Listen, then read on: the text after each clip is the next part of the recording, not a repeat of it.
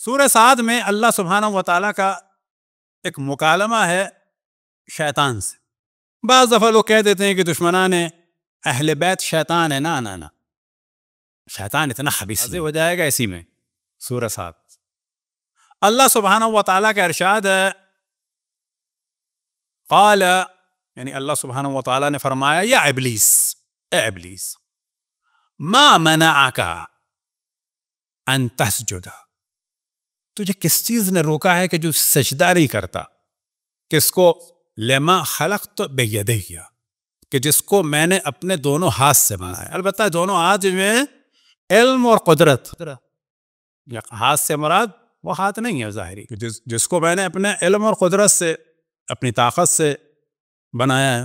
کون؟ یعنی حضرت آدم علیہ الصلوۃ والسلام وعلی امنا حوا صلوات اللہ وسلم علیہ. سوال کیا کہ کیوں سجدہ نہیں کرتا؟ استکبرتا، کیا تو اپنے آپ کو بڑا سمجھتا ہے؟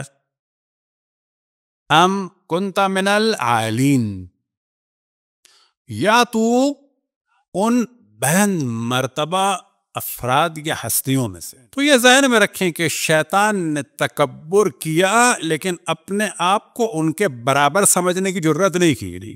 اور پھر اس نے جواب دیا خلقتنی من نار انا خیر منہ، میں بہتر ہوں اس سے. کیوں؟ کہ تو نے مجھے آگ سے پیدا کیا ہے. خلقتہ من طین، اسے مٹی سے پیدا کیا ہے. یعنی شیطان اپنی تمام خباثت کے باوجود اس نے تکبر کیا لیکن عالین کے مقابلے میں آنے کی کوشش نہیں کی.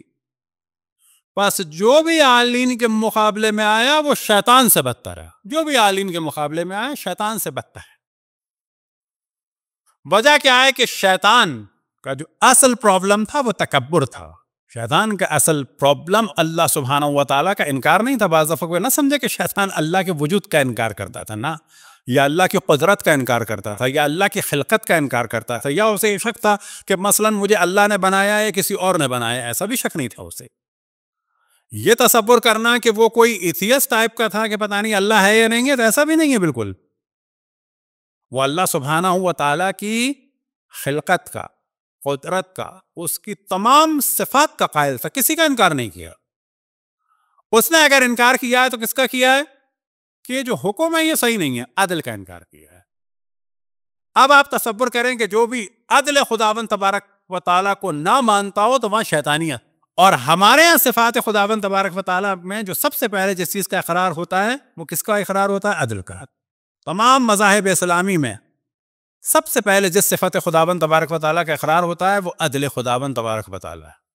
بس شیطان کا پرابلم عدل تھا، لیکن عدل بھی آیا، ہر چیز میں اس کا پرابلم تھا نا، یہ تکبر ہو گیا. اور یہاں سے پتہ چلا کہ یہ جو حکم تھا کس کے لیے تھا؟ وَقُلْنَا لِلْمَلَائِكَةِ اسْجُدُوا لِآدَمَ، کہ ملائکہ سے ہم نے کہا کہ سجدہ کرو آدم کو. عالین کے لیے حکم نہیں تھا. یعنی شیطان سے اللہ سبحانہ و تعالیٰ نے کیا سوال کیا تھا کہ تو نے سجدہ نہیں کیا؟ دو وجوہات ہو سکتی ہیں. یا تو اپنے آپ کو آدم سے بڑا سمجھ رہا ہے، یا تو اپنے آپ کو اس کیٹیگری کے افراد کے برابر سمجھ رہا ہے کہ جن کو میں نے سجدے کا حکم نہیں دیا.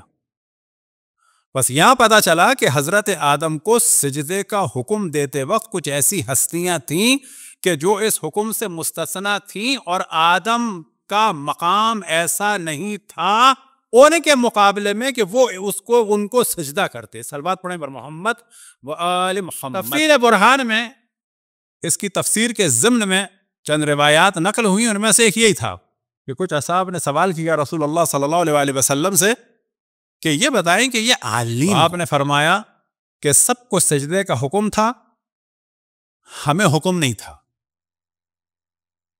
اور یہ عالین کون ہے؟ انا و علی و فاطمہ والحسن والحسین.